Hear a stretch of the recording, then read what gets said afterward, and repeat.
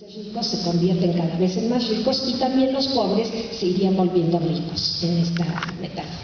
Les riches deviennent plus riches, comme le milliardaire mexicain là, qui est le plus riche du monde, mais les pauvres mexicains deviennent toujours plus riches aussi.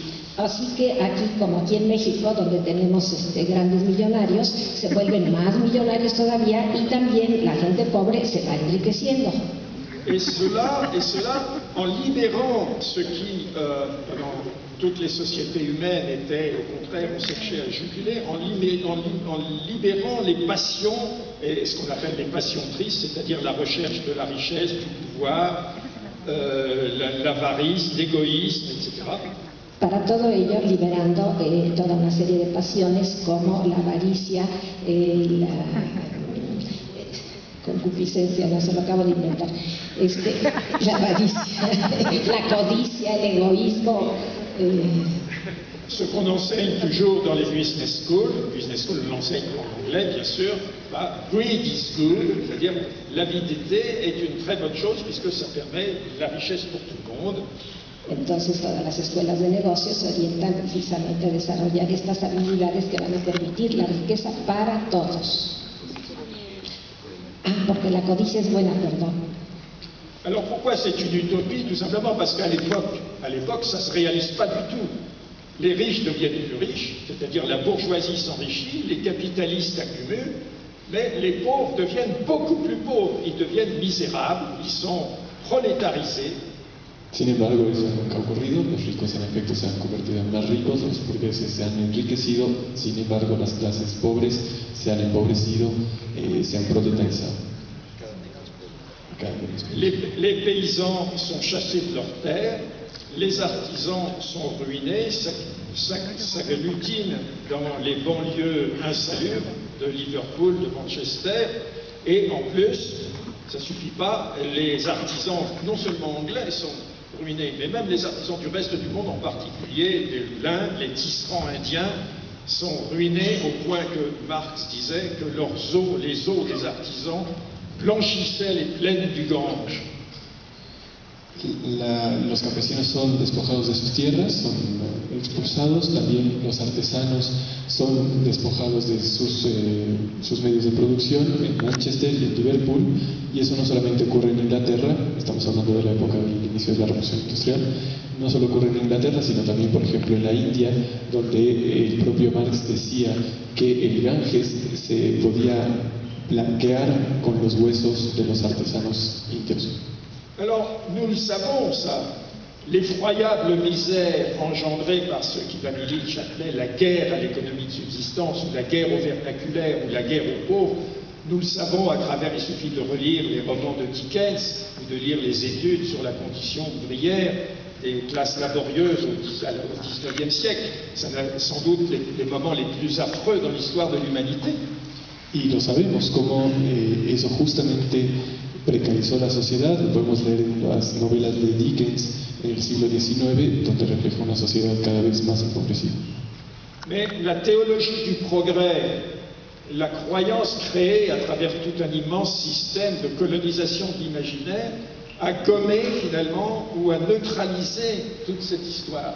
Sin embargo, la teología del progreso, que es la filosofía que sustenta el progreso, ha al final conseguido eliminar todas esas críticas y ha podido pegar en uno solo el discurso. Mais il arrive dans l'histoire que les mythes ou les utopies les plus incroyables prennent une certaine consistance et deviennent réalité. Ya ha ocurrido en la historia que unos mitos y narrativas falsas adquieren sin embargo una gran consistencia en la sociedad. Et à partir de 1850, effectivement, l'utopie libérale capitaliste A partir de 1850, en efecto, la utopía liberal capitalista connaît un commencement de réalisation, en quelque sorte, inicia una fase de realización de alguna manera. Parce que le système s'est transformé, il est devenu un système thermo-industriel, c'est-à-dire basé sur le feu, sur l'usage du feu, des machines thermiques. Porque se transformó en un sistema termoindustrial que se basaba en la utilización del fuego y de la máquina de carbón. Qui permet d'utiliser un don de la nature, un don extraordinaire, un cadeau, mais un cadeau non renouvelable, Que qui permite est le utilizar charbon. un don de la naturaleza, un regalo de la naturaleza, pero que no es renovable, el carbón. Et le charbon, comme vous savez, permet la machine à vapeur, donc une potentialisation extraordinaire, donc une production beaucoup plus importante. El carbón permite el funcionamiento de la máquina de vapor, con lo que se da una potencialización enorme a la producción. Et effectivement, cette production de masse Esta a producción de masas des retombées, y compris sur les pauvres en Angleterre, en Europe, beaucoup moins, et même sans doute c'est l'inverse qui se produit pour les pays du Sud, mais en tout cas, en Occident, il se produit une certaine amélioration de la condition des travailleurs. Esta producción de masas en un inicio se traduce en una cierta mejoría para los trabajadores, por lo menos en Europa, no así en los países del sur. Mais malgré tout, le mythe ne fonctionne pas encore très bien. Sin embargo, el mito no funciona aún demasiado bien. On produit beaucoup plus, oui, mais on n'arrive pas à consommer tout ce qu'on produit, et tous les 10 ans environ, il y a une énorme crise, qu'on appelle crise de surproduction ou crise de sous-consommation, qui crée des millions de chômeurs, qui crée une grande misère pendant quelques années, puis ça repart. Se produce mucho, pero no se consume todo lo que se produce. Y entonces hay las recurrentes crisis cíclicas que llevan a una sobreproducción por una parte y a un desempleo creciente por otra. Cada 10 años. Et ça fonctionne comme ça pendant encore un nouveau siècle, jusqu'à ce qu'on arrive, après la Deuxième Guerre mondiale, ça nous mène dans les années 1950, ce qu'on a appelé la troisième phase, au fond, la société de consommation. Entramos entonces, después de la Segunda Guerra Mundial, a esta sociedad que hemos llamado la sociedad de consumo. Et là vraiment, c'est l'apothéose du rêve smithien, c'est la société d'abondance. Es la apoteosis del pensamiento de Smith, es la sociedad de la abundancia. Ça va durer une trentaine d'années. Esto duró solamente 30 años. Mais pour les Occidentaux, c'est évidemment une sorte d'âge d'or dont on a toujours la nostalgie. Pero para los occidentales fue una especie de edad de oro y de la que siempre seguimos teniendo nostalgia. Alors comment a été possible ça? Parce qu'il y a eu l'introduction d'un nouvel élément, le marketing. Y se introduce un elemento nuevo, la mercadotecnia. Le marketing, ça repose sur 3 ressorts, la publicité, le crédit et l'obsolescence programmée. Y la mercadotecnia reposa sobre 3 pilares: la publicidad, la obsolescencia y el crédito. La publicidad, el crédito y la obsolescencia son los pilares del marketing. La publicité, c'est ce qui nous fait désirer ce que nous n'avons pas et qui, pour ça, nous rend insatisfaits de ce que nous avons. Donc c'est une machine à créer de la frustration pour nous transformer en bête à consommer, en machine à consommer toujours plus. La publicidad es una especie de máquina para crear la insatisfacción, es decir, impulsarnos a consumir lo que no podemos consumir, creando así una sensación permanente de frustración.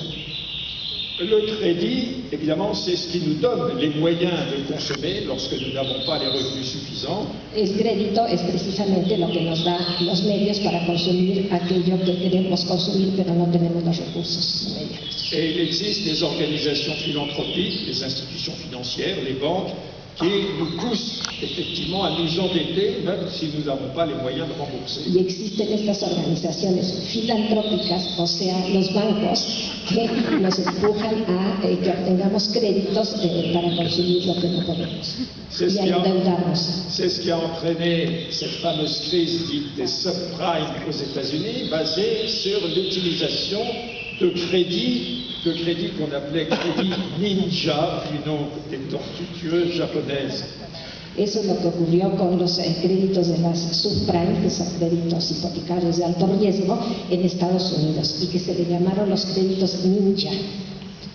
Ninja, mais ninja, c'est l'acronyme de no income, no job, no asset. Es el acrónimo de no ingresos, No income, no ingresos, no job, no trabajo et no asset, no patrimonio. y ningún patrimonio. No ingresos, no trabajo, no patrimonio. Alors effectivement, ça a marché pendant aussi une trentaine d'années grâce au génie diabolique d'Alan Greenspan, le responsable. Esto funcionó muy bien durante 30 años gracias al genio diabólico de Greenspan. Mais comme les arbres ne montent pas